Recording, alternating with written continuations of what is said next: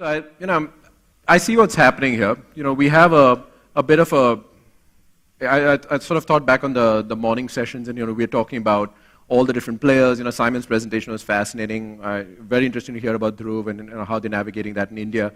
PropertyGuru, obviously, we're based entirely in Southeast Asia, including here in Thailand. And when we think about our future, I was up on the stage last year and I talked a little bit from the perspective of a digital native. I've spent my entire career in digital in this sector for just over the last 2 years. But I again thought it would be useful to understand the ecosystem by stepping back for a second and understanding where all of us, and definitely property portals, where does PropertyGuru Group sit with regards to how consumers have understood the digital age. So I wanted to start by sort of walking us through what I consider the 5 phases of digitization. I've been fortunate enough to be part of all 5 in different ways. But really, the digital age, if you think about it, started about 25 years ago, and classifieds were among the first kinds of content that showed up on digital platforms back in the mid-90s. This was really about offline starting to go online. We are trying to figure out what to do. There were portals, very familiar e-commerce brands started putting their first sort of toes in the water, if you like. But this first period was much more about just getting people to use the digital age. Some of you, I'm sure, enjoyed that period as well. We're talking a lot about blockchain. We talked about blockchain in the Mithula presentation. I think, one of the things that's appealing to many of us who've been part of the sector is how it's again got this sort of counterculture element to it, and how it sort of harks back to the birth of the digital age, where everything was kind of, you didn't have big corporates and such, and so it's kind of interesting to see that. But that first phase is really offline going online. But 5 years later came the age which actually defined our lifestyle and in many ways modern culture.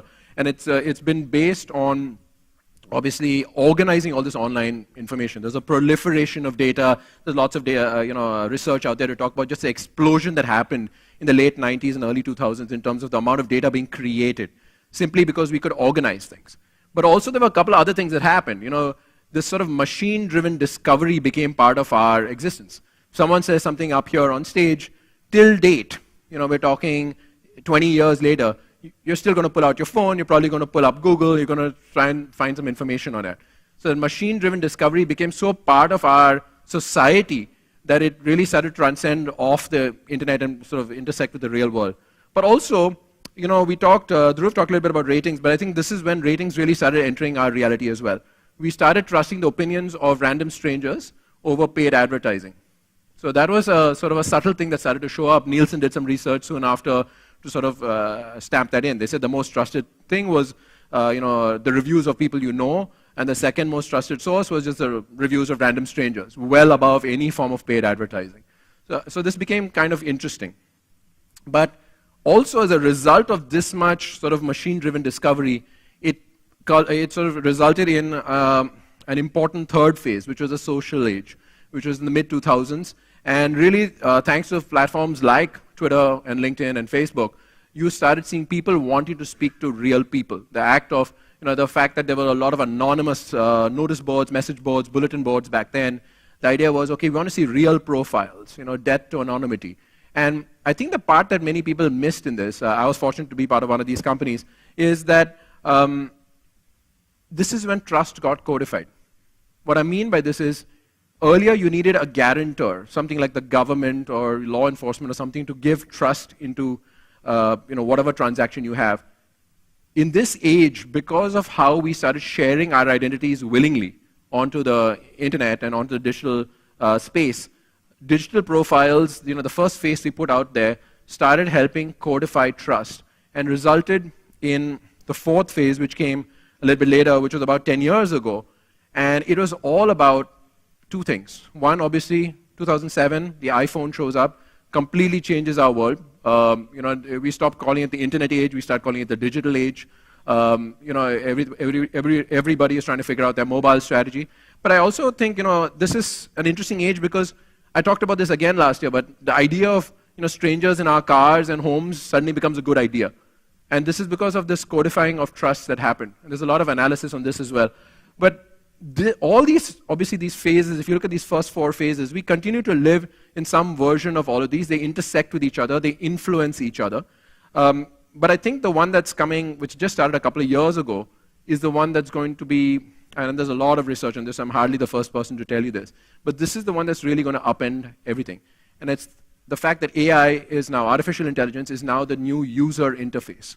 So I'm stressing very much not, there are lots of ways in which artificial intelligence will work, but I'm talking specifically around how users intersect with the digital world and using artificial intelligence specifically for that. So if you think about the first 4 phases as how man learned to use its tools, or their tools, this age is about how the tools learn to use man. There's a lot of sort of interesting aspects in how AI is trying to the companies are trying to control AI in certain ways. Some of the biggest innovators in our space are either major naysayers or it's driving the most debate, I would say, in the digital age that I can recall.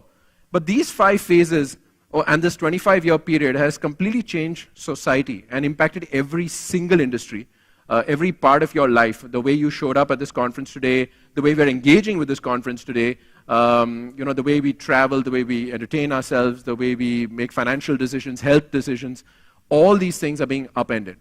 Property is one of the sectors which is furthest behind in understanding how to adopt this for a variety of the reasons that were explained earlier. The size of the sector, the large stakeholder groups that are involved, the complexity, the sheer risk of a single transaction for all parties involved, there's going to be a little bit more hesitancy. So some of that is natural. Some of it is, frankly, has been created by the stakeholders involved. They have vested interests, and opacity does drive a lot more value capture. Transparency threatens a lot of that. So I think that's kind of part of what's happening here. If I'm standing on the stage and I represent a business here in Southeast Asia, I can't just talk about the Western internet, I have to talk about the Chinese internet as well. Because I overlaid on top of the same slide the rough time frame on which the big players, at least from China, started to emerge. And it's about the same thing, the late 90s, mid 2000s, you started seeing the top 3 or 4 big groups that are now highly influential in this part of the world and our future for Southeast Asia at least. And so I said, okay, this is how the whole sort of the digital world is played out. How did property portals come to be? Were they lagging behind? Were they sooner? Were they not? I had a sense in North America that they were quite far behind most other sectors, but globally, how are we doing? And the reality is, starting out in Australia and all the major players across the sector, we actually have been created at various phases of the digital age. Here in Southeast Asia, PropertyGuru and another player started in 2007, so we started the same year as sort of phase 4, if you like, the same year as the iPhone was launched.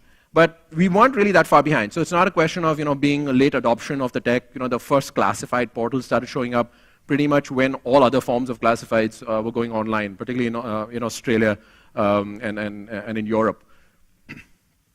But let me think about Southeast Asia now. That very first version of property portals, what did it look like? It was very much, it was simple. It was about connecting the property seeker, in that case mostly with property agents. And we use the simplest form to connect them, which is obviously listings. So it was a simple listings business. It was a classifieds thing. Technology was just an enabler to get the classifieds off print and online. That's sort of the extent of the tech of the companies at that point. I think very soon thereafter, the folks who were creating property portals in Southeast Asia began to understand that, particularly in this part of the world, when compared with some of the Western markets, one big difference is the size of the primary market and just how much new construction is coming in there, and just how important the developers become. So it's not a simple two-sided marketplace. You now have a third major stakeholder, the developers, who showed up at the table. And this happened fairly quickly, this realization. The solutions remain quite simple in that sense. It was still very much about events, on-ground events, awards, and largely display advertising online. That's kind of the solution broadly in Southeast Asia. Again, remember, I'm giving a uniquely Southeast Asia lens to what's happening here. And again, for those of you who are familiar with this is not news, but for those traveling from other parts, there is no such thing as Southeast Asia anyway. You've got to do market-by-market strategies. There's no regional strategy that actually works beyond maybe starting up. So I think that was another part of what we all experienced. But I think this offline element and intersecting it online continues to be a big part of our reality. So most of us who operate here still have good-sized awards businesses or events businesses. We've started actually using some of this within the PropertyGuru group. We have started using these to actually help educate the entire sector and bring, I'd say, the trade up to where consumers are already at. And so, just actually later this year, right here in Bangkok, we're going to have our, our annual real estate summit. Topics include, PropTech and big data. Last year we had folks from JLL, the original chief architect of Singapore, getting up there, talking about urban planning and other things. And I think that the reason is you need to have these stakeholders at the table, because our sector is one of those few ones where, we talked with PropTech was lobbed up there earlier. PropTech is so much more than what's on digital, clearly. So you have hard hats with augmented reality that are part of construction and other things like that. And we are keen to understand all of this because, as Simon pointed out, there's a lot of forward and backward integration going on in the sector. And before we can form a considered opinion of it, I think we need everyone to at least be sort of singing off the same hymn sheet, where everyone is at different levels of understanding of technology. That makes it very hard to actually have a conversation. So if you want to know more about this, it's at asiarealestatesummit.com later this year. But really the value proposition evolved for property portals. And essentially at this stage, this is still a few years ago, it became, okay, we're a marketing partner. We help you sell your properties faster. And really, we're going to get you in front of the largest property audience. So what are we in the business of doing? We're aggregating demand. We're bringing that demand to the supply side. And I think this is important to state because a lot of the conversations I have with folks in the sector focuses a lot on the supply side. How do you make money? And you'll see a theme that I'm going to push a lot through this is our lens is very demand-oriented, very much focused on the consumer and what are their interests. And I'll explain why in a second. But this is really the value proposition until maybe a couple of years ago. And that's how we sort of positioned ourselves. That's all fine. But what about this lot? Because what's happening is, thanks to people like Google and Facebook, the definition of reach or size is completely different now. The understanding of media is completely different right now. We're having huge societal debates across the world right now on the roles of large tech companies on media, and it impacts us in this sector as well. But it's really important to understand this, because if we claim, for example, that we have 25 million people who show up every month on the PropertyGuru group sites, and that's great, that's an impressive scale for our region and for the property sector. But if you just are playing the scale game, these guys redefine it when you look at Google and Facebook. So you got to rethink about how does that impact your strategy, and how does it impact how your paying customer is going to receive that information that you are giving them. If you look at what WeChat has done in China, it is basically the operating system of life for many in China right now. So it's so much more than chat. For those of us who live outside China, we still think of other solutions, whether it's Line or Kakao or WhatsApp or Messenger, and think about it in terms of getting in touch with people, communicating real time. That is just scratching the surface. WeChat has now redefined what social commerce looks like, what payment solutions look like, what marketplaces look like. And we're beginning to see players like BBM in Indonesia. They have 60 to 70 million unique visitors every month with very similar ambitions. So that impacts us as well. If you define yourself as a marketplace, and that's what a marketplace looks like now, you need to know that before you get out there and start talking to your customers. But most importantly, understand that your demand side, the consumer, now thinks of this as a marketplace. So that process has just started. And then I talked a little bit about AI, but really what's really important to understand here, and I think Google actually gets it better than most, because it truly is a bit of an existential threat for them, perhaps for the first time since they were created. Search is about to be completely redefined. If your starting point of your experience is to talk to a virtual assistant who may have nothing to do with Google as a company, so if you're using Alexa and you're just sort of, Alexa, play this song from Spotify on my Sonos speakers, you're completely excluding one of the largest players in the tech sector, completely. If this is a search experience, if this is the interface that consumers are going to get used to, those property seekers are going to get used to, we had better have an opinion about how we are going to play in this sector. Now, there are some players who are dabbling with, I'd say the early gimmicks. So all of us, you got to start playing with the tech. So you have some people creating stuff for Alexa. It's, like all early experiments, it feels a little gimmicky, but I think early adopters also learn, how will people actually use this? Is that the right use case, etc. So I think these three things, I'll just pause for a second here. It's really important to understand this. If people are redefining how they think about reach and media, if they have started the process of changing their mental impression of what commerce and marketplaces look like, and then eventually they start changing how they actually search, if search behavior begins to change, this is threatening the very fundamentals of how we have built our companies over the last decade or so. So it's very important for us to understand that we are not isolated from this, because the entire demand side is moving whether you like it or not. They're going to go to where the future is going to be at. We need to be there. I think that's the point. And so it's not like property portals in Southeast Asia have been sitting, sitting in one place. We've really innovated. Many of us, I can speak for PropertyGuru, we have spent the last 2 years, I'm going to be at another conference in a couple of months talking about a major cultural transformation that we've undertaken over the last 2 years to reinvent ourselves from a media company to today clearly seeing ourselves as a technology company, first and foremost. It is not just nomenclature. It's where you spend your money. It's your mindset. It is a lot of things around that. But first and foremost, it's your definition around who's your primary customer. I'll get to that in a second. But when you think about the actual solutions, we've started looking at things like VoIP, call tracking, again, not incredibly remarkable. Dhruv talked a little bit about it in his deck. So it's happening in other parts, but in Southeast Asia as well. Developers are learning about, for example, the quality of their call centers and how their own in-house sales teams are performing based on audio recordings that we are providing them. So this is insight into themselves, which is actually useful. We're being a partner. Virtual reality, we're dabbling with it. I'm not a huge believer in this tech unless something majorly changes or developers adopt it in a big way, because consumers seem to have already moved on to augmented reality. But fair enough, we've had a play in this for the last several years. We'll continue to be ready if the tech shows up. But I think drones was something that really exploded, I'd say, in 2016 and 17 for us. Particularly in Malaysia and in Thailand, we were the first ones to use drone videos, started taking drone 360-degree photographs at construction sites, so that as a consumer, you could see what the view is from like the 21st floor, the 22nd floor, the 23rd floor. Earlier, you would see approximations, you see visualizations, and that's the best they could do. But if we are going to be a technology partner, we need to understand what's the cutting-edge tech. Frankly, the consumer doesn't care it was a drone. Okay, let's just be honest, they don't care.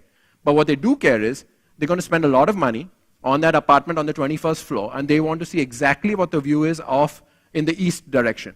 And thanks to things like Google Maps and other things in other realities, they're able to see this in every other part of their life.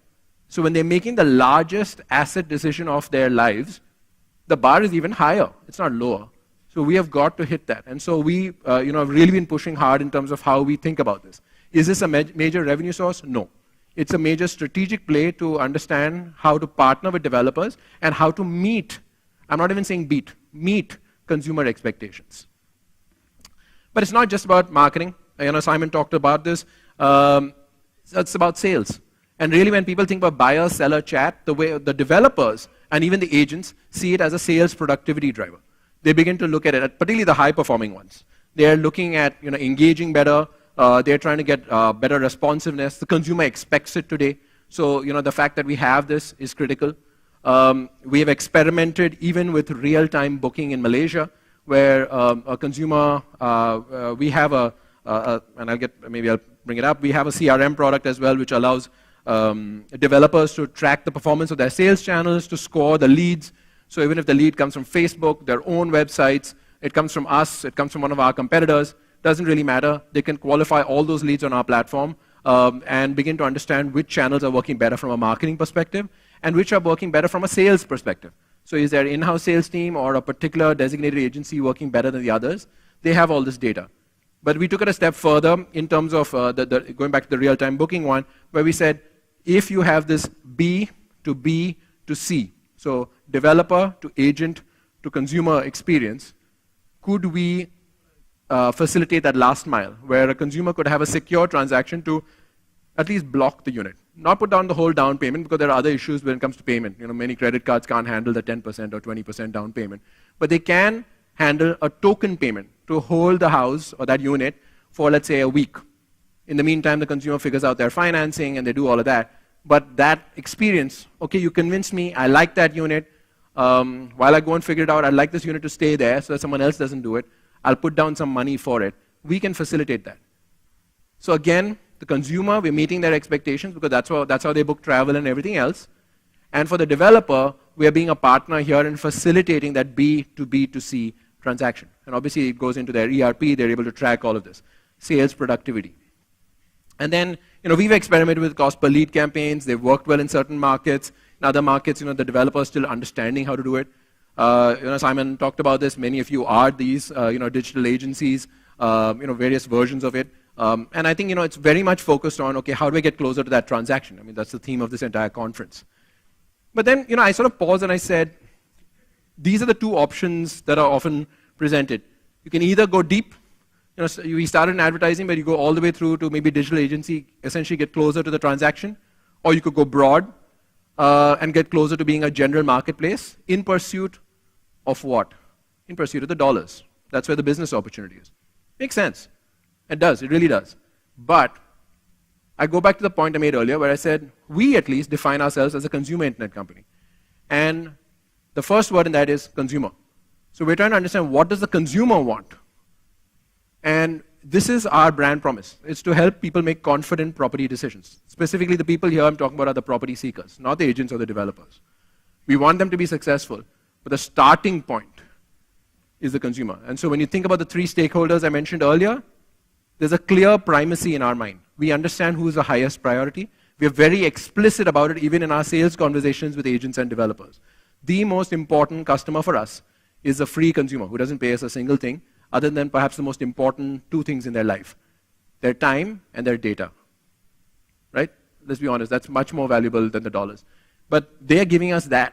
We have got to make sure that we give them ROI on that time and on their data. And so for us, that value proposition that I showed earlier has evolved, where, yes, we help you market and sell, absolutely. I'm not suggesting that's not important. The dollars and cents and all of that. But when we position ourselves now, particularly with developers and more the larger agencies, we see ourselves as a digital and technology advisor and partner. Some of the solutions are in-house. Some of the solutions we work with partners to provide, like the drone. We don't have our own drone team or something. But we know how to facilitate it.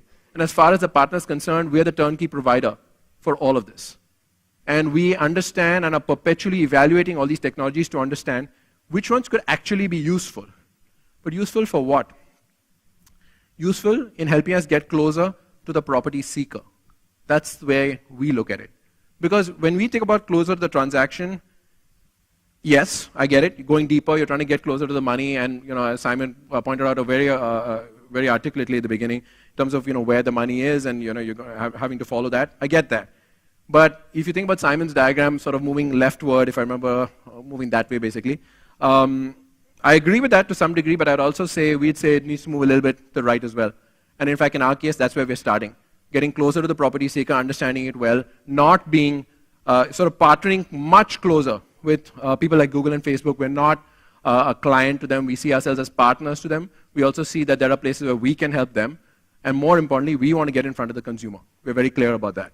And so that is our objective, trying to get closer to the property seeker.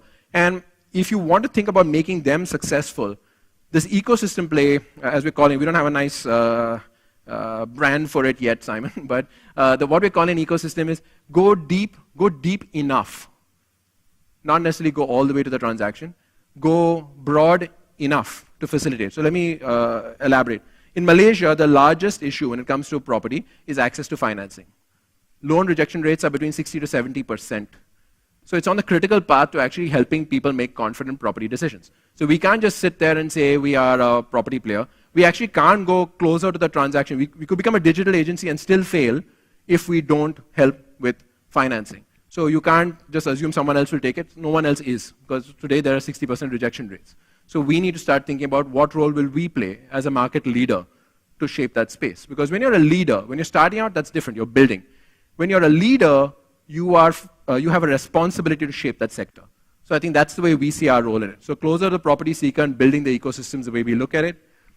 We also understand that this digital wave that's gone over people has been a very disruptive phase for a lot of players, particularly agencies and some of the small and medium developers. We see ourselves a little bit like that lighthouse, helping people navigate these seas. Because if we are actually able to help them be successful in this digital wave, they can capture a lot of value, and we as a marketplace can get our fair share. But the reality of the side is, we see a lopsided marketplace, where one side's expectations and its technology sophistication is far ahead of the other end. And that's creating massive dissonance and creating a lot of friction to the entire process. So we see our role as to even things out, to actually help the consumer. We need to help the suppliers. And so we have partnered, for example, in Singapore with the NTUC to help train agents so that the future agents will be more sophisticated in understanding how to sell, how to work with digital technologies. This is how we see in terms of working with the ecosystem players to actually get the whole system ready to surf this digital wave. Thank you.